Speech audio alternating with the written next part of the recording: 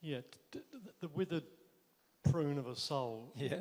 that explains why we have so much resistance to actually getting into our emotions in the first place? Yes.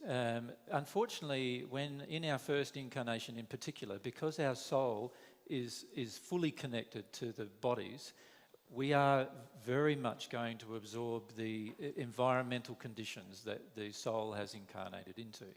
And as a result of this absorption, which happens very, very rapidly, we learn to shut down emotional pathways in our soul quite rapidly. We also shut down, due to the belief systems and getting feelings of approval from parents and so forth, we shut down many of the truths that our soul could be aware of quite rapidly as it gains self-awareness.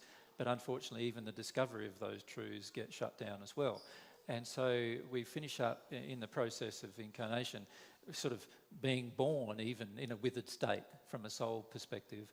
And then, of course, that withered state grows usually. It's very rare for the withered state to actually, be released. It actually usually grows as we, experience. The withered state grows. In other words, our soul shrinks as our growth in the physical continues, because our environment projects more and more and more and more at us that we are still trying to maintain, and eventually we get into addictions, we start closing down desires. And in particular, the most difficult soul to help have an awareness in the spirit world is the soul that has no desires.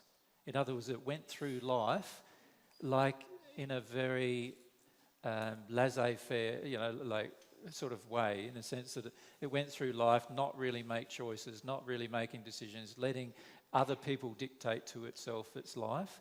And when that kind of a person passes in the spirit world, they often have very, very little bit of soul energy.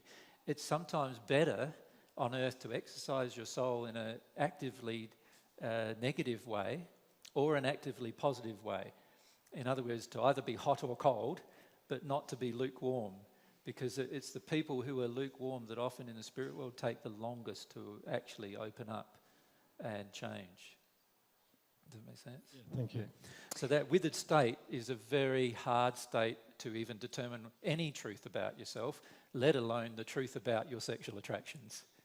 Yeah.